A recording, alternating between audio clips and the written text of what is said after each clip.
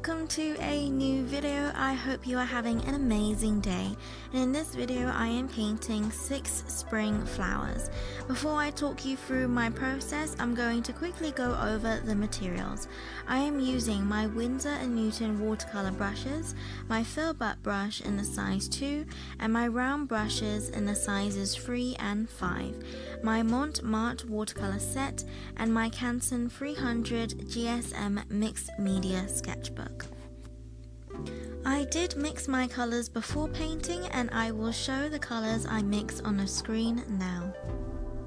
So the first flower is a crocus. So what you want to do is put some pigment onto your page as a curved line that will be the top of your petal.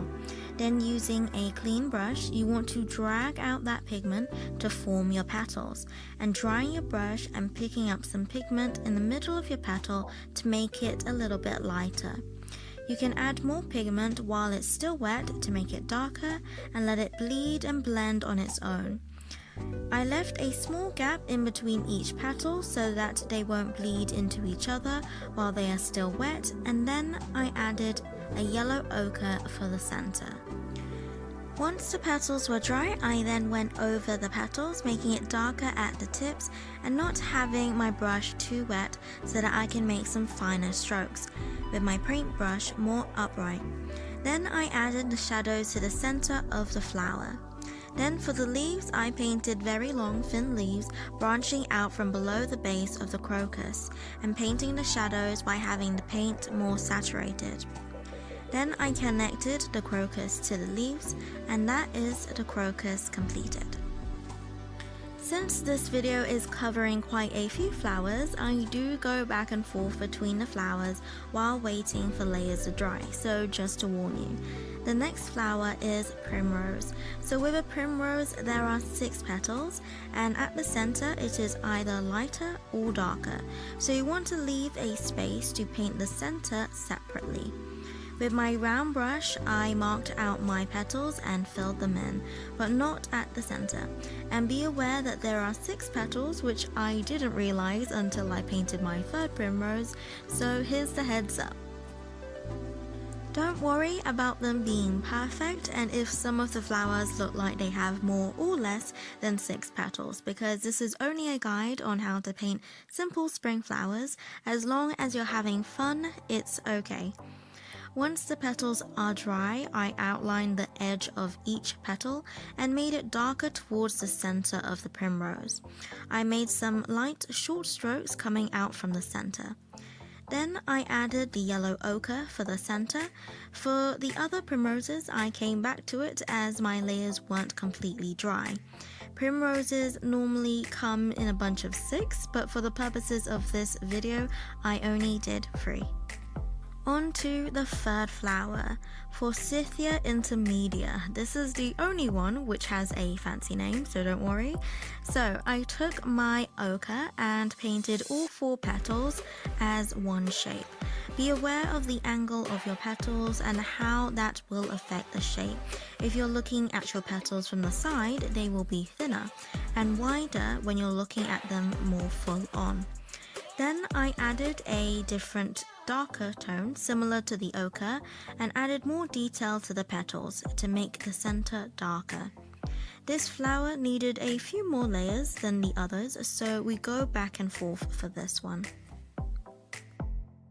Then I completed the finer strokes of the last primrose, making it darker near the center, and I added a small incomplete circle for the very center of the first primrose.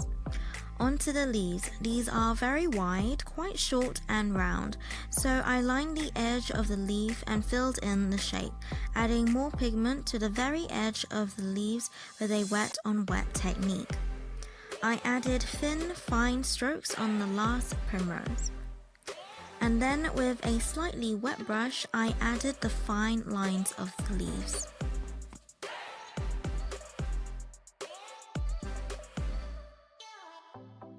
Then I went back to the forsythias. I painted the straight bending stem and I added a few stubs along the stem for newly budding flowers.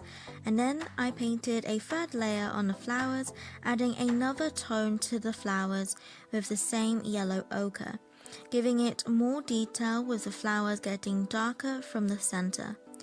Then I added the shadows to the right side of the branch and the buds. Then I painted in the yellow ochre at the center of the last primrose and the last leaf with the same method. Then I painted in a fourth layer onto the forsythias but kept it more loose. Then onto our fourth flower, Daffodils. I started with the center, painting an imperfect circle, and painted short strokes pointing inwards towards the center, but leaving a small gap at the very center.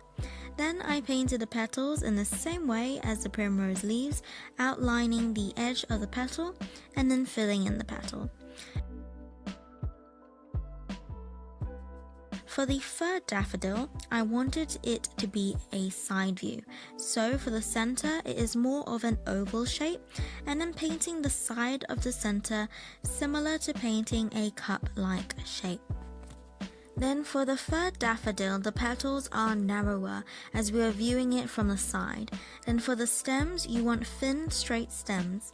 For the third daffodil, the stem arches and then goes straight down. And then I painted a simple shadow on the right side of the stems. With a more saturated pigment for the center, the same color, I made the jagged outline of the cup-like center, once the under layer was dry. Then making sure your brush is not too wet, you can add simple details to the petals.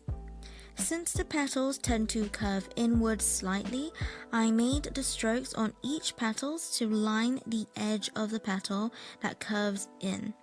You can easily do this by following the edge of the petal but painting the strokes slightly towards the inside of the petal, like you see me doing, and making shorter strokes inside the petal.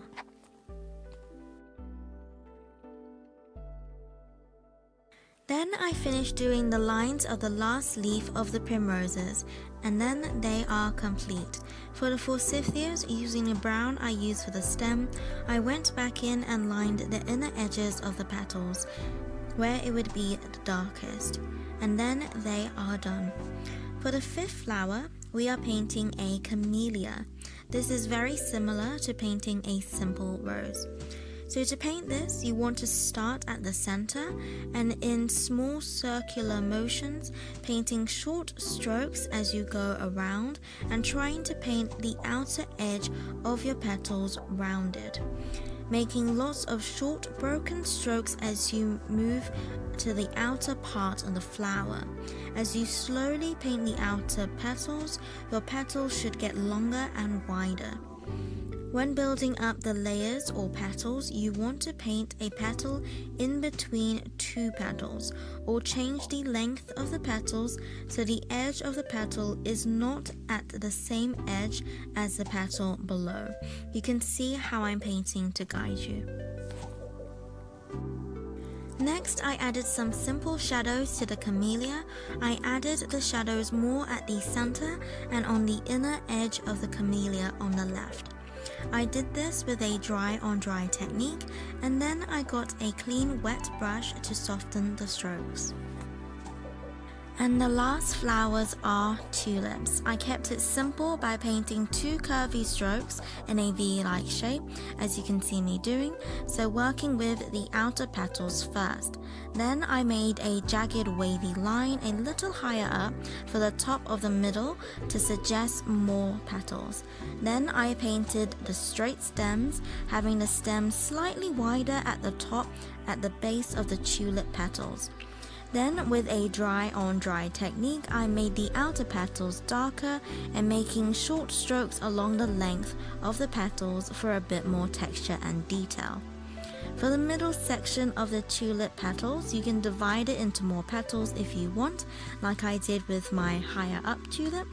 Then I painted the long petal-like leaves, These should be attached to the bottom of the stem, not like mine where it's more to the left, but I did that as I didn't want the leaf cut off at the edge of the page. Then I added some finishing touches to the tulips.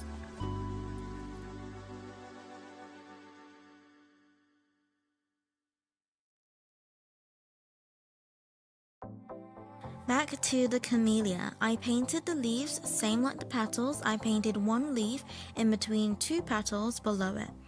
Like with the tulip leaves, you want to paint leaves branching out from the base of the stem for the daffodils. Then I added more shadows to the camellia. For the daffodils, I added a few dots in the middle of the cup. Then I finished off the camellia leaves, and then we are done. Thank you so much for watching. Don't forget to like and subscribe for weekly videos and to show your support. And as always, God bless, and I'll see you later.